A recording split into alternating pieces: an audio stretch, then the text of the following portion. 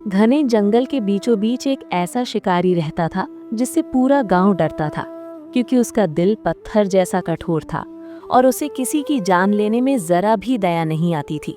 उसका नाम था भैरव और उसने अपने जीवन में ना कभी पूजा की थी, ना कभी भगवान का नाम लिया था। उसके लिए जीवन का मतलब सिर्फ शिकार करना और अपना पेट भरना था। लेकिन उसे बिल्कुल भी अंदाजा नहीं था कि एक रात उसकी जिंदगी हमेशा के लिए बदलने वाली है और उस रात खुद भगवान शिव उसकी परीक्षा लेने वाले थे। और अब जरा सोचिए, अगर आप उसकी जगह होते तो क्या आप उस परीक्षा में खरे उतर पाते या हार मान लेते? कमेंट में अभी लिखिए हर हर महादेव, क्योंकि आगे जो हुआ वो हर शिव भक्त को जानना चाहिए। और एक दिन शाम को भैरव शिकार की तलाश में जंगल में बहुत दूर निकल गया। लेकिन उस दिन उसकी किस्मत खराब थी। उसे पूरा दिन एक भी शिकार नहीं मिला। सूरज ढल गया, अंधेरा छा गया और जंगल की डरावनी आवाजें गूंजने लगीं। तभी उसे डर लगा कि अगर वो जमीन पर रुका तो जंगली जानवर उसे मार देंगे। इसलिए वो जल्दी से एक पेड़ पर चढ़ गया और रात बिताने का फैसला किया। लेकिन उसे बिल्कुल भी पता नहीं था कि उस पेड़ के नीचे एक शिवलिंग था जो वर्षों से वहीं स्थापित था और जिसे कोई नहीं जानता था। और रात धीरे धीरे बीतने लगी।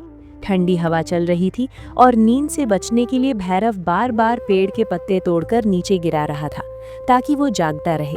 लेकिन अनजाने में वो पत्ते सीधे शिवलिंग पर गिर रहे थे और वो पेड़ बेल का था और बेलपत्र शिव को सबसे प्रिय होता है।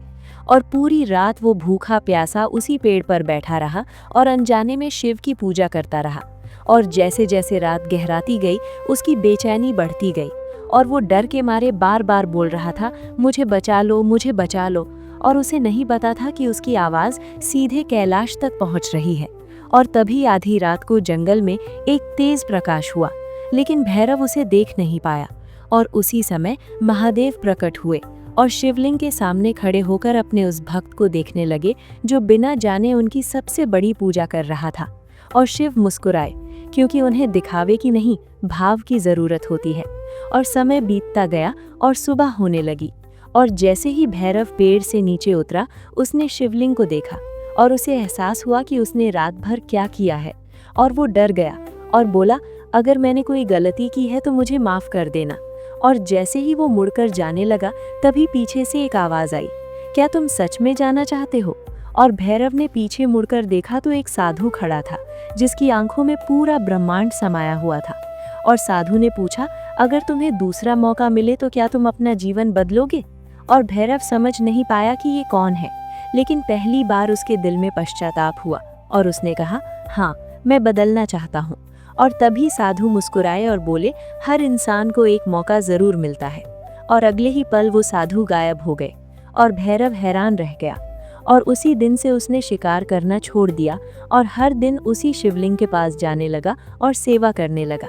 और गांव वाले उसका मजाक उड़ाने लगे, लेकिन अब उसे किसी की परवाह नहीं थी, क्योंकि उसका दिल बदल चुका था। और कहते हैं एक दिन फिर वही प्रकाश हुआ और शिव अपने असली रूप में प्रकट हुए और भैरव उनके चरणों में गिर पड़ा और रोने लगा। और शिव ने कहा, भैरव, तुमने अनजाने में जो किया वो भी सच्ची भक्ति थी, क्योंकि उसमें स्वार्थ नहीं था। और आज से तुम्हारे सारे पाप खत्म हो गए और तुम्हें मोक्ष मिलेगा।